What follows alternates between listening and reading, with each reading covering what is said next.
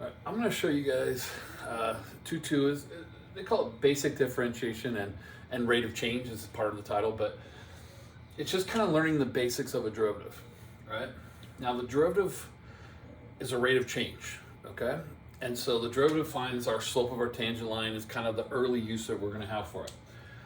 So there's something called the power rule. This is when your function's like x to some power, like x to the 8th power, x to the 7th power, something like that. And then the way to take the derivative, you just bring the power in front and then subtract from power. And that's it. They're pretty really basic, easy derivatives to take. Now the derivative of constants is 0. This is one of the things that people struggle with. The derivative of 10 is 0. Derivative of 2,000 is 0. But that's when they're by themselves. When they're next to other letters, they just kind of hang on to that letter. But when a constant is off on its own, derivative of all constants is 0. That's pretty simple. All right. So here's some different examples. Here's a basic x to the 8th. If I take the derivative, I just get 8x to the 7th. Pretty simply done. All right. If there happened to be a number in front of it,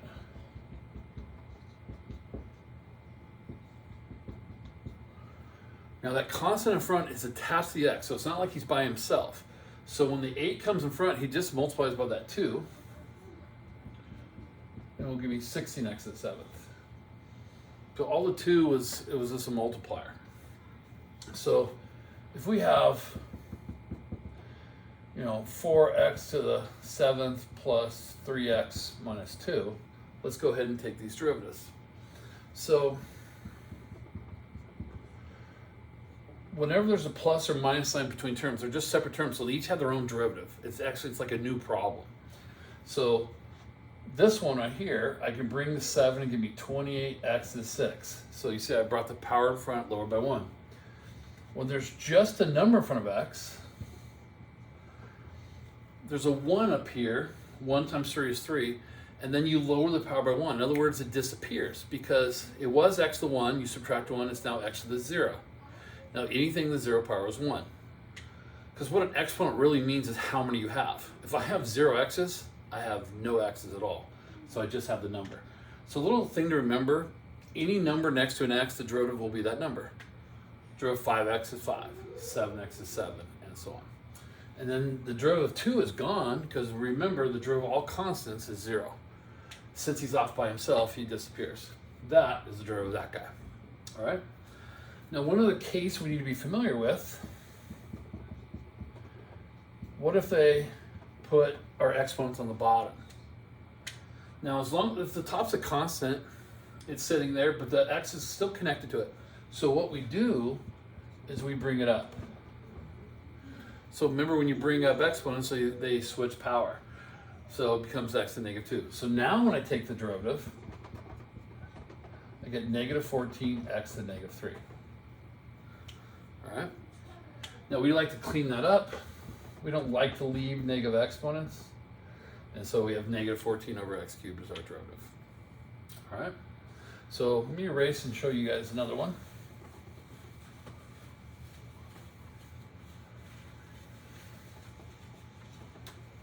So if I have 2 over x to the 5th power, I bring that up. All right, I bring up the x to the 5th. And when I take the derivative, don't forget when you bring the power in front, you got to subtract 1. A lot of people mess this up. Negative 5 subtract 1 is negative 6, not 4.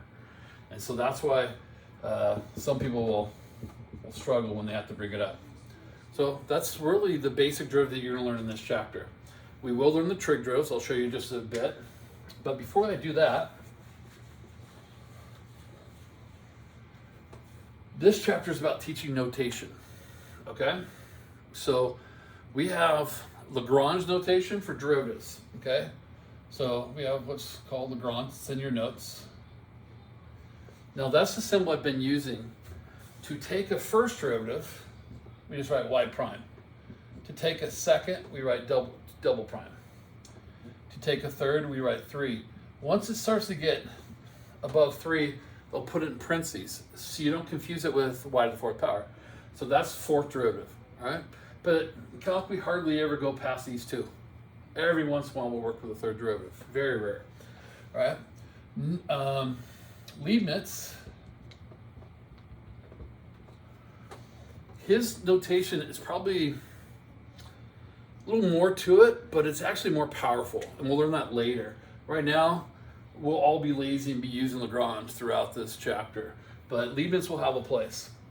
All right, now the way he does it, if you have y, Leibniz said putting a d dx next to it will actually give you your derivative. So when we write dy dx, what we're really saying is d dx of y. So we're taking the derivative of y with respect to x. So this is equivalent to that, all right? So here's how his second derivative looks. His notation. Some people freak out and they go, wait a minute, the 2's in the middle here and on the last here, why is that? Well, if we're taking a derivative of y and we're taking two derivatives of y, you notice I have two d's and y, so d squared y. And I have two dx's, so dx quantity squared. That's kind of his thought process, his notation. So if you did a third, it'll just keep increasing, and then 4 and 5, and there's no difference. All right, those are the two we're going to use all year. Some people use another Newton. Newton's one of the inventors of calculus, and he had his own notation. Now, I never had a professor show me Newton's, but my son, when he was in college, that's the notation he learned. So when he takes he used a dot. So second derivative will have two dots. And third derivative, you can put three dots in a triangle, you can put three dots, just somehow you put three dots. But as soon as it got higher, he also would put a dot and then put the number. So, all right, you got 4 dots for fourth derivative. So those are different notations for a derivative. So this is what I call the lazy man's notation. That's what most folks will write. It's just easy to just put a little prime on it. You notice I did that, when I was showing all my derivatives there, just putting a prime. It's just a little faster, right? But this will have a little bit more power later, right? All right, our derivatives.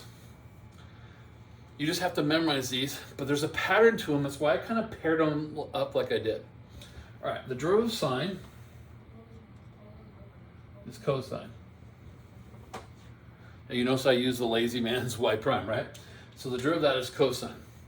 Now there's more to it than that, but they don't teach us the more for like 2 more sections. But I'm gonna tell you guys now.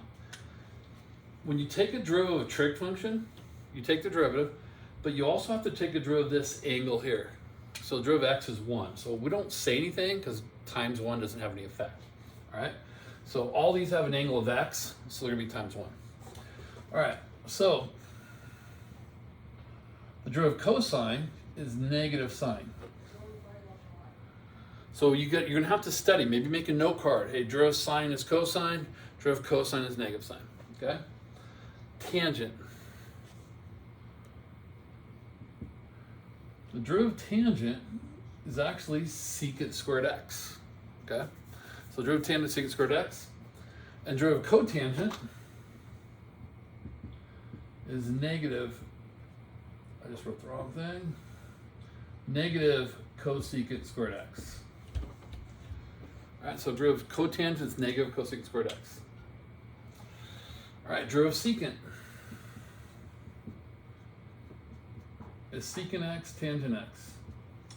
What that's saying is whatever this angle is, okay, whatever it is, it's secant that angle, tangent angle. So both of them get, so you actually have 2 trig functions in your derivative, and the derivative of cosecant, negative cosecant cotangent. All right. Now you need to know all 6 of those derivatives, but I'm going to show you something to help you memorize them. Did you notice that 3 of them are negative and 3 of them are positive? All the cos are negative. Cosine, cotangent, cosecant all have negative derivatives. So I just remember all the cos are negative. Also, this is like an advanced tip. You'll notice that the derivatives are the cofunctions. So let me bear with you for a second. Tangent and cotangent are called cofunctions because they have the same name. You can hear tangent, cotangent. So since they have the same name, their derivatives are very similar. The derivative of tangent is secant squared, so the derivative of cotangent is negative cosecant squared. It's just the cofunction of secant, okay? And same thing here, secant and cosecant, see how it's the same name, secant, cosecant, they are cofunctions. So since secant is secant tangent, cosecant, because he's a co, will be negative the cofunction here, cosecant, cotangent. So it's almost the same answers. And once you kind of see all that pattern, it's pretty easy to memorize, all right? So I kind of alluded to this, and I'll show this to you briefly here. We'll learn this in 2.4. Let's say you're taking a derivative of sine of x squared, okay? So when you take that derivative, well, derivative of sine is cosine, and then we're going to have to learn that we're going to have to take the derivative of that angle. So there's going to be a secondary step that's going to be coming up, and we'll learn that. A little bit in our notes in 2.2, but we'll learn that again in 2.4. All right? So that's the main stuff of 2.2. All right, that's it.